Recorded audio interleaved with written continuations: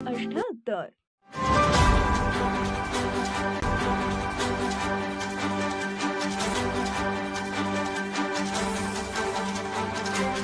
आपण पाहत आहात लोकशाही महाराष्ट्र न्यूज। राजाराम बापू पाटील सहकारी साखर कारखाना लिमिटेड जत कारखान्याचं मोळीपूजन उत्साहात संपन्न। उसाला उच्चांकी दर देण्याची परंपरा अखंड सुरू ठेवू व शेतकरी व सर्वसामान्यांच्या मनातील कोरलेले स्वर्गीय राजाराम बापू यांचे नाव एका रात्रीत पुसणं ही अशक्य अशी गोष्ट। माननीय श्री देवराज पाटील यांचे मत। जत येथील राजाराम बापू सहकारी साखर कारखान्याचा यावर्षीचा गळीत हंगाम कारखान्याकडून पूर्ण तयारी करण्यात आली आहे व हा हंगाम यशस्वीपणे पार करण्याकरिता सर्व यंत्रणाही सज्ज झाली आहे। आज या कारखान्याच्या मोळी पूजनाचा कार्यक्रम मोठ्या उत्साहात व अनेक मान्यवरांच्या उपस्थितीत दिमाखात संपन्न झाला। विधिवत पूजा अर्चा जतचे धडाडीचे नेते माननीय श्री सुरेशराव शिंदे सरकार यांच्या अमृत हस्ते संपन्न झाले। या प्रसंगी माननीय श्री देवराज पाटील यांनी कारखान्याचे ध्येय व आगामी वाटचाली संदर्भात माहिती दिली। काल घडलेला नामफलक बदलण्याच्या मुद्द्याला हात घालत सदरचा घडलेला हा प्रकार जतकरांकडून झाला नसून यामागील सूत्रधार हा वेगळाच आहे अशा विधायक कामाला खोडा घालणं म्हणजे शेतकऱ्यांची चेष्टा केल्याचा प्रकार आहे। यावेळी सुरेश शिंदे सरकार, मनसूर खतीब, विवेक कोकरे, उत्तम शेठ चव्हाण, रमेश पाटील, चन्नप्पा होर्तीकर, शिवाजी शिंदे, अण्णासाहेब कोडक, मच्छिंद्र वाघमोडे, अमोल कराडे, जालिंदर वनमाणे, प्रतापराव शिंदे, शंकरराव गायकवाड, महादेव अंकलगी, शफीक इनामदार, महबूब गवंडी, पवार मामा, विश्वजित सूर्यवंशी, शिवानंद दुगाणी, ज्ञानेश्वर जाधव, इम्रान गवंडी, श्रीधर हिरगोंड, सलीम कोरबू, सुवर्णाताई अलगूर, सविता जानकर, भारती चव्हाण, लक्ष्मण कदरे आणि माहित झालेले त्याच्या ती गाडी कोणती होती त्याचा नंबर सुद्धा सरकार आमच्याकडे आहे। आणि ती लोक जत तालुक्यातली लोक अशी खोडसा कृती करू शकत नाहीत अशा पद्धतीची इथली लोक आहेत। त्यामुळे या सगळ्यांनी मला विनंती आहे की अशा चाललेल्या एक विधायक कामाला कुठेही खोडा घालण्याचा प्रयत्न करू नये। ही संस्था शेतकऱ्यांची आहे। शेतकरी या माध्यमातून ऊस पिकवतात, या कारखान्याला घालवतात आणि आपला उदरनिर्वाह किंवा आर्थिक प्रगती आपला साधण्याचा प्रयत्न करतात। याला कोणतरी जाणीवपूर्वक खोडा घालते अशा पद्धतीचा प्रयत्न आहे।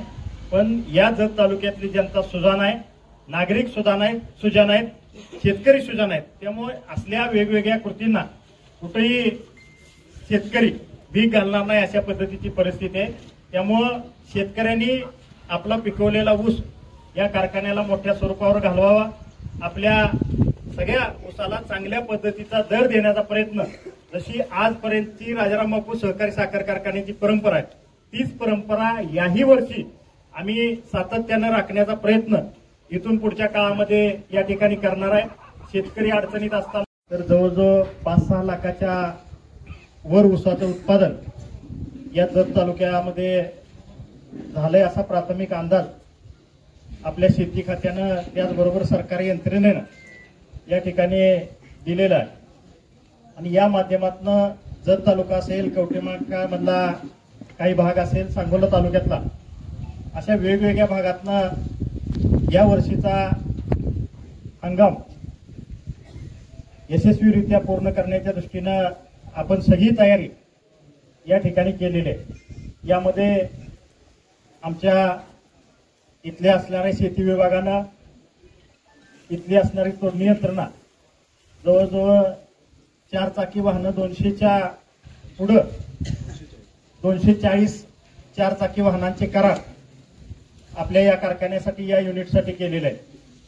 त्याचबरोबर जवळजवळ 100च्या वर अंगदची यंत्रणा जो इथल्या जवळपासच्या भागातला सर ही आपली सारखी या ठिकाणी मागणी असायची सरकार जवळच्या भागातला ऊस कारखान्याला आला पाहिजे या दृष्टीनं सुद्धा या अंगदच्या माध्यमातून जवळजवळ 100 करार या कारखान्यासाठी आपण या ठिकाणी केलेले आहेत। अशी मोठ्या प्रमाणावर इथल्या जत तालुक्यातल्या शेतकऱ्यांचा ऊस या कारखान्यासाठी यावा आणि जवळच्या जवळ त्यांचा ऊस गाळप व्हावा आणि त्यांची सोय व्हावी या दृष्टीनं ही सगळी यंत्रणा आमच्या शेती विभागानं इथल्या स्थानिक असणाऱ्या जत तालुक्यातल्या शेतकऱ्यांनी ऊस उत्पादक किंवा ट्रॅक्टर मालकांच्या सहयोगानं ही यंत्रणा त्यांना करार देऊन त्यांना ऍडव्हान्स देऊन त्यांची असणारी प्रक्रिया पूर्ण करून कोर्तीकर साहेब या ठिकाणी आपण केलेली आहे.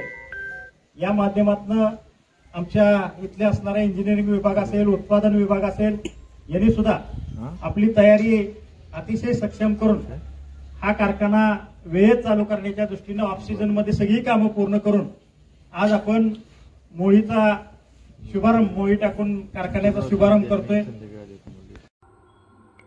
लोकशाही महाराष्ट्र न्यूज चॅनलला लाईक करा, शेअर करा आणि सबस्क्राईब करा.